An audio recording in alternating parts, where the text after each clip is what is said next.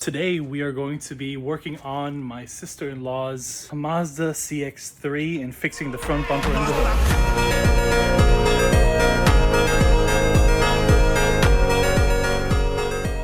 My sister-in-law unfortunately got into an accident on the highway and rear-ended somebody.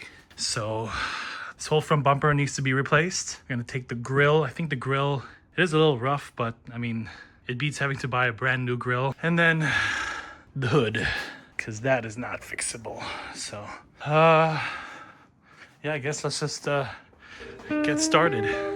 So we are making history here because I have watched so many Matt Armstrong videos that I'm now confident enough to do this. And really, if you just go look how to do something on ChatGPT or Google, it tells you exactly how to do it, which is so nice. Like how to take off the front bumper of a Mazda CX-3. And yeah, we're just going to start this journey with the very first one and the very first major repair. So it looks like, unfortunately, this has now become a body job. But luckily the radiator's okay, so it's just the front part of the frame that needs checking up on. This is actually way easier to fix than I thought, but first I have to show Dad what I found here. Because there is frame damage going on. It looks bad when you look at it, but the fact that they're detachable is actually kind of amazing. It turns out you can just unscrew it and then you can just take it off. So what I'm doing now is putting the previous accessories from the original bumper to the new one, like the caps and some wires and such. Howdy. We got parts. The fender, the bumper, grill, all that stuff. Fantastic. It's always a great day when we get parts. What's so interesting about fixing cars is you could literally be working on a project for hours and then you run out of either a tool or a part and it stops the entire thing. So what looks like one continuous video was actually a week in between when we got parts here. So anyway, now we're just putting on the crash bar after taking the old one off, which was pretty difficult, but we got it together. And then made sure the leg is straight by ratcheting to another car, and then we just do the entire process in reverse. You know, the crash bar was actually 80% of the work. The putting on the bumper is literally just clips and bolts, and it's super easy. And ideally you want to do this as fast as possible so that you remember where everything goes. The side attachments for the bumper are back on. This little trim piece just gets 4 clips, 2 there, 2 there, and the side of the bumpers are back on. Now I just do the bottom, and then I do the headlights, and we're looking pretty good actually. So yeah, like most cars, even I have an older BMW, a wagon, and just like most cars, a lot of the plastic pieces are just held on by clips and maybe a bolt or 2.